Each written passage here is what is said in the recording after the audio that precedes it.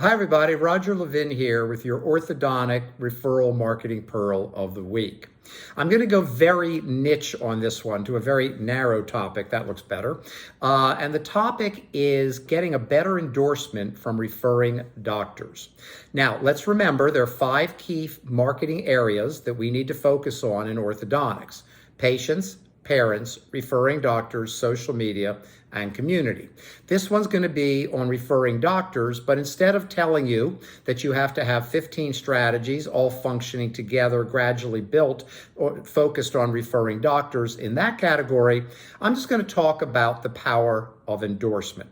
So every day, thousands and thousands of orthodontic patients are referred to orthodontists by general dentists. I'm a general dentist. I was 10 years full-time, kept a hand in it until a few years ago.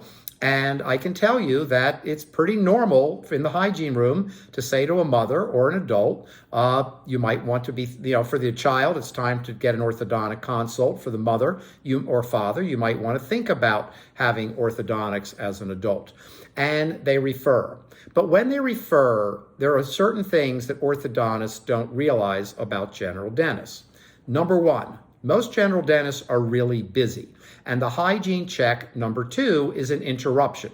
The general dentist is over here pretty intensely focused on doing really great dentistry for a patient, and then they get called over to do a hygiene check. If any of you were general dentists before you went back for ortho, you know exactly what I mean. Our mental state when we're told it's time for a hygiene check is, oh, okay, let me get in there and get back to my restorative patient.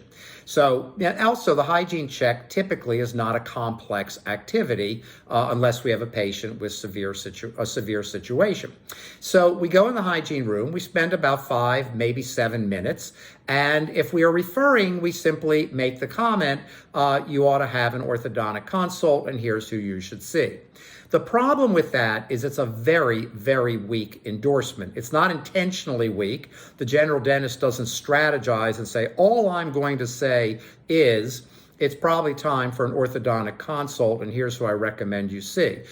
The factor is the general dentist is moving through the hygiene check, wants to get back to the restorative patient, and typically that's the kind of commentary that you hear. Then what happens next? You probably don't know this either. The patient goes up to the front desk in the referring practice and asks a question about you when they're referred to you at the front desk, who also gives a lukewarm endorsement, which is, oh, they're nice, or yeah, they're fine, or patients like them. But that's not an enthusiastic endorsement. Your goal is to get an enthusiastic endorsement.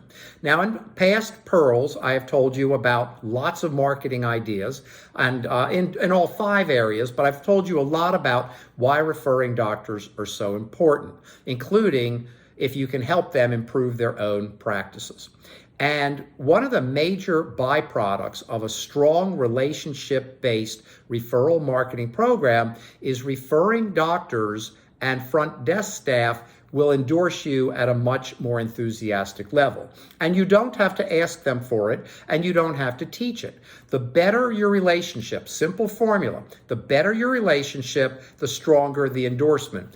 Oh, you should see Dr. Joe Smith. He's a terrific orthodontist. He's a friend of mine. We send lots of patients there. That's a better endorsement than it's probably time for an orthodontic consult, and you should see Dr. Joe Smith.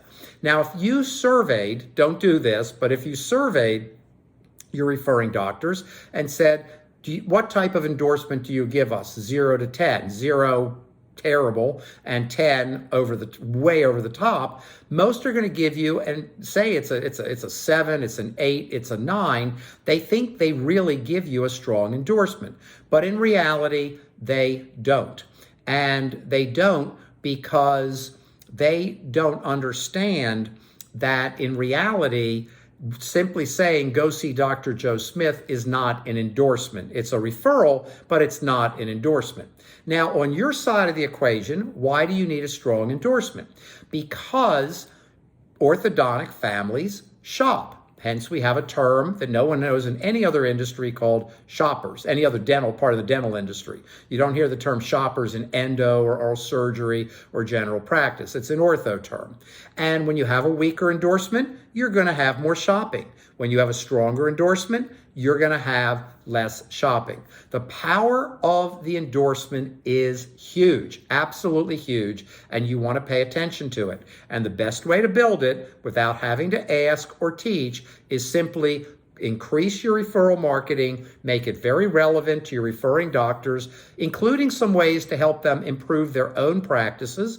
Keep 15 strategies rolling around, focused on these referring doctors. There's no one set of 15. Someone emailed me a couple weeks ago, can I get the list of 15? There's no one set. It's customized for every orthodontic practice to its referral base. And then gradually you will find easier case acceptance because patients are coming with a more enthusiastic endorsement. As always, I wish you orthodontic practice success and increased practice referrals.